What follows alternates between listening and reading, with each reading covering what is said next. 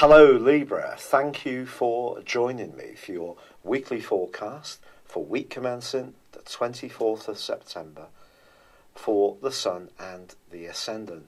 You're moving into strut mode this week, which is absolutely fantastic, with the Sun and Mercury combining in your sign early in the week. Your mind is stepping up a gear.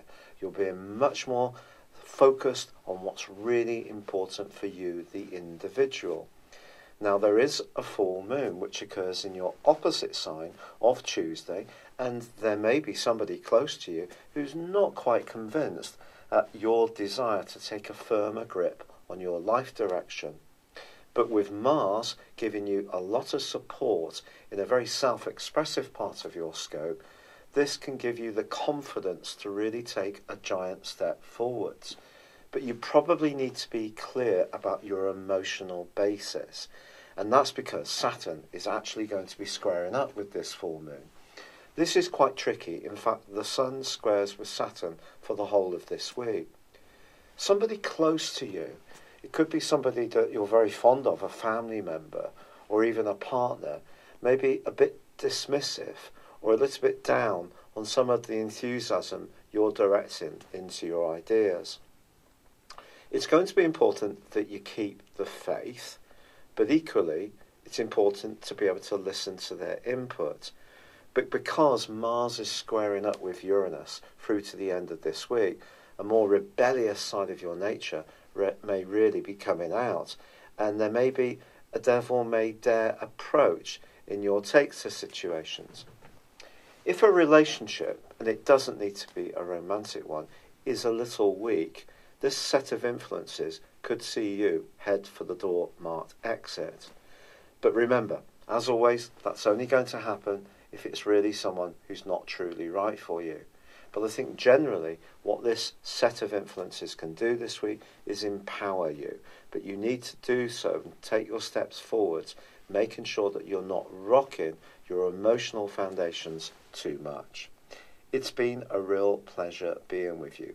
I'd love it if you would comment or like this video, or if you've yet to do so, please do subscribe to my channel. Thank you. Hello Libra, thank you for joining me for your monthly forecast for September for the Sun or the Ascendant. This month begins with Mercury coming out of shadow on the 3rd. It's been in your sector of friendship and also your long-term future. If there has been a sense of drift or uncertainty ever since the 26th of July, it wouldn't entirely be a surprise. But there's also a quarter moon on the 3rd of this month as well, which sees your sister air sign of Gemini clashing with the Sun, which is locked away in a very sensitive and reflective part of your scope.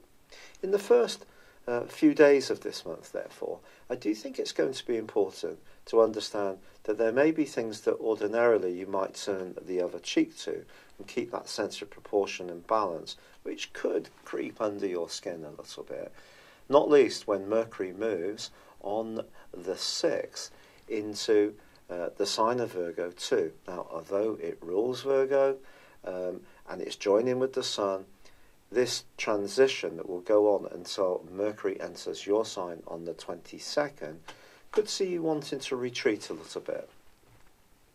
Now, of course, there's still an action-packed amount of energy in your 4th solar house, which is very much to do with home, environment, family, our senses, our emotional state, and there are some opportunities here, not least that Pluto in this area continues to forge an amazing link with Jupiter for 3 weeks this month. So something could be evolving around your home. Perhaps you're making some steady and successive changes which are giving you a greater sense of feeling established and enriched. Or it's possible that perhaps you're moving altogether, or perhaps there's an emotional relationship which is providing more and more sucra and comfort and security to you. But when Jupiter and Pluto get together, something can happen in a very unforced way. But ironically, Venus, your ruler, is in your sign for the first 8 days of this month, which can attract a lot of goodness to you, but it is going to be clashing with Mars broadly for the first 2 weeks. Pardon me.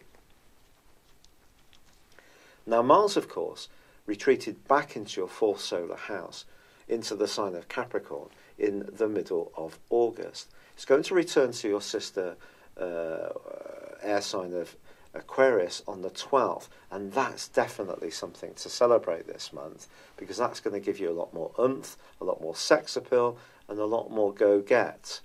But it will start to clash again with Uranus from the 11th through to the 24th, an aspect which has caused quite a lot of mischief for us all ever since the 2nd week of May.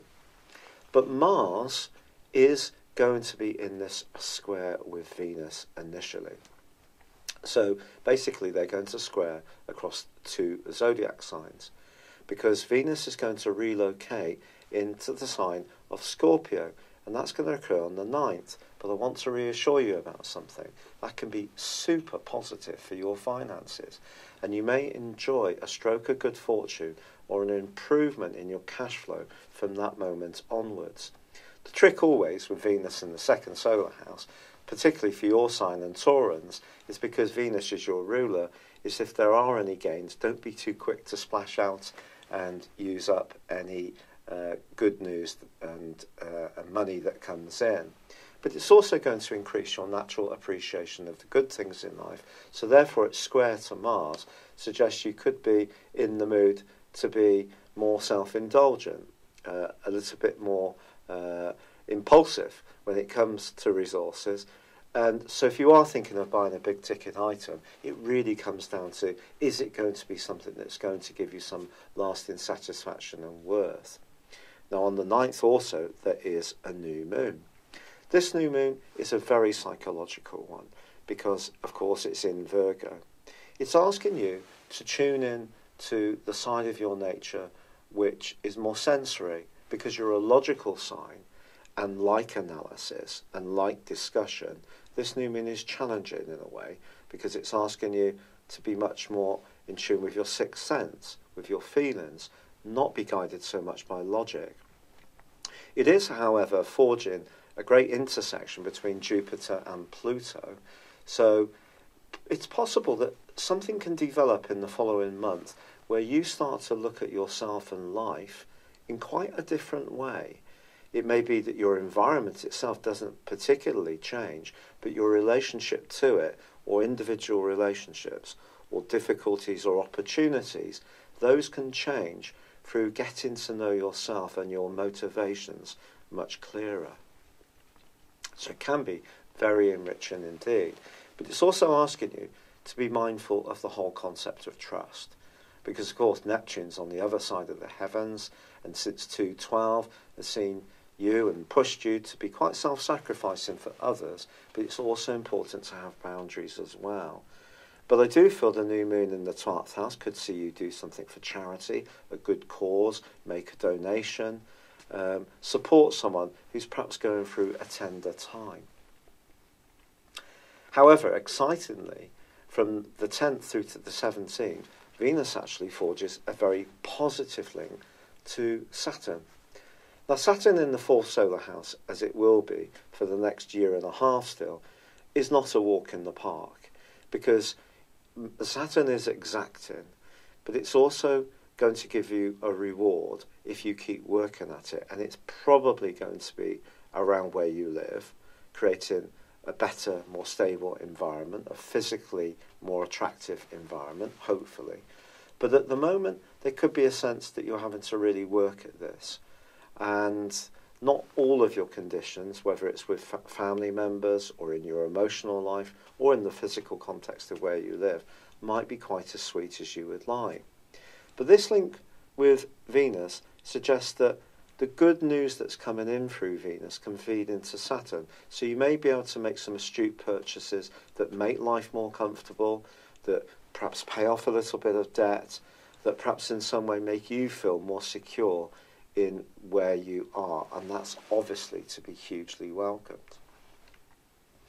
However, what does this square between Mars and Uranus mean? We know that Mars is in the part of your scope to do with self-expression and your sense of attractiveness from the 12th, but Uranus is in the deep, passionate 8th house.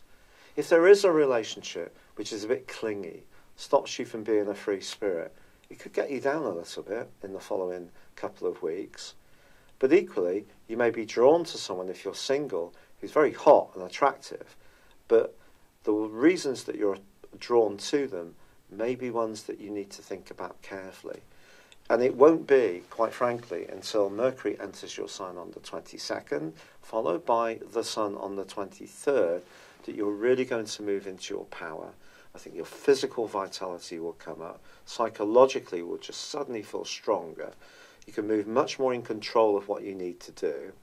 I feel that there's a sense of purposefulness that will come through that maybe has been a little bit lacking as you have been rather more introspective on the back of those very sensitive energies earlier in the month.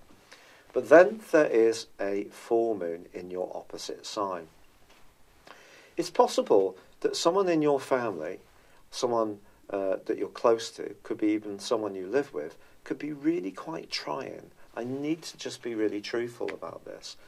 I know that it is important to always be positive, and I do try to be positive, but it is also important to say it how it is. So this is a full moon which squares up with Saturn.